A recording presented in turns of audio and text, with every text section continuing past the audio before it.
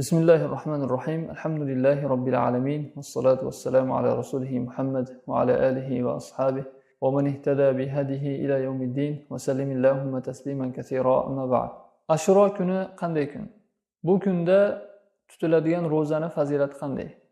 Ashura kuni haqida nimalarni bilamiz? Ashura bu Muharram oyini 10-si bo'lib, Alloh taolo yaratgan kunlarning ichida eng ulug' kunlardan biridir. Bu kunda Alloh taolo Fir'avnni va qavmini halok qilgan va Muso alayhisalomni Alloh taolo Fir'avndan va uning qavmidan najot bergan, qutqargan kun bo'ladi. Muso alayhisalom Alloh taologa shukr qilib, mana shu kunda roza tutganlar. So'ng Rasululloh sallallohu alayhi vasallam ham mana shu kunda roza tutganlar va ummatlarini ham roza tutishga buyurganlar.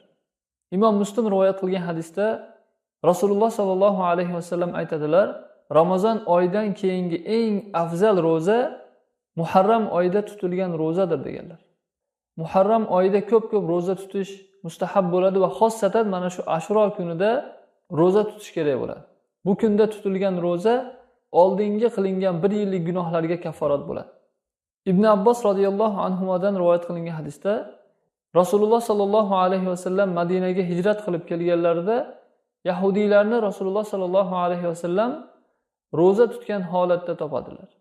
Shunda payg'ambarimiz sollallohu alayhi vasallam ulardan bu kunda nima uchun roza tutyapsizlar deb so'raganlarida ular aytadilarki, bu kunda Alloh taolo Musa alayhisalom va uning qavmiga najot bergan, Fir'avn va uning qavmini g'arq qilgan kun dedilar.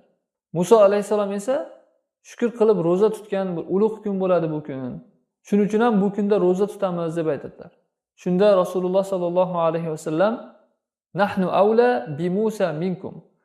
Biz Musa alayhisalomga sizlardan ko'ra haqliroqmiz dedilar. Va mana shu kunda ummatlarini ham roza tutishga buyuradilar. Imom Muslim Abu Qatada radhiyallohu anhu dan rivoyat qilgan hadisda Rasululloh sallallohu alayhi vasallamdan Ashura kuni tutilgan rozaning savobini so'rashganida payg'ambarimiz sallallohu alayhi vasallam aytganlarki, o'tgan 1 yillik gunohlarga kafforat bo'ladi deganlar. Shuning uchun ham musulmon kishi mana bu kunlarni g'animat bilib, o'tgan 1 yillik gunohlariga kafforat bo'ladigan mana bu fursatni qo'ldan boy bermaslik kerak bo'ladi. Endi bu Ashura kunining o'zida bir kun roza tutiladimi yoki Ashura kuniga yana qo'shib roza tutiladimi deyilsa, ulamolar aytadilarki, Ashura kunidan bir kun oldin 9-kunini ham qo'shib tutgan mustahab bo'ladi deydilar. Abdulloh ibn Abbos radhiyallohu anhudan rivoyat qilingan hadisda Rasululloh sallallohu alayhi vasallam aytganlarki, kelasi yilga hayot bo'ladigan bo'lsam 9-kunni ham tutaman deganlar. Mana shu hadis dalil bo'ladiki, demak 9 va 10-kunlari roza tutiladi. Bu roza Ramazon farz qilinishidan oldin farz bo'lgan. Keyin Ramazon farz bo'lgandan keyin bu roza keyin mustahab bo'lgan. Demak, mana bu kunda tutilgan roza 1 yillik gunohlarga kafforat bo'ladi. Rasululloh sallallohu alayhi vasallam kelasi yilga hayot bo'lsam 9-kunini ham tutaman deganliklari Yahudiylarga xilof qilishlari uchun. Yahudiylar 10-kuni Ashura kuni tutganlarida payg'ambarimiz sallallohu alayhi vasallam ularga xilof qilib 9-kunini ham tutishni aytibdilar. Demak, 9 va 10-kuni roza tutadigan bo'lsa kishi ham Yahudlarga xilof qilgan bo'ladi, ham Ashura kunining fazilatiga erishadi va 1 yillik insonning kichkina gunohlariga kafforat bo'ladi. Nega aynan kichik gunohlariga, katta gunohlariga kafforat bo'lmaydimi deyilsa, ulamolar aytadilarki, katta gunohlarga tavba shart bo'ladi. Inson katta gunohda bardavom bo'lib, gunohlardan tavba qilmasdan faqatgina Ashura rozasining o'zini tutib qo'yishi bilan gunohlari hammasi kechirilib ketmaydi. Balki qilib turgan katta gunohlariga tavba qilib, undan to'xtab, Allohga shu katta gunohlaridan tavba qiladigan bo'lsa, keyin mana bu Ashura kuni tutilgan roza bilan kichkina gunohlariga kafforat bo'ladi. Lekin katta gunohlarning kechirilishi uchun albatta tavba shart.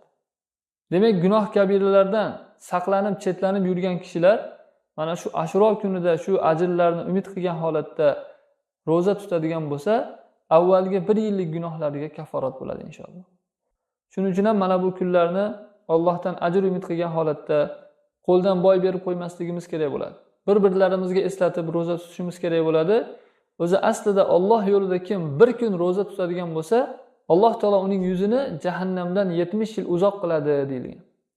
Alloh taolo barchamizni mana shu kunning fazilatiga erishib, gunohlardan poklangan holatda chiquvchilardan qilsin.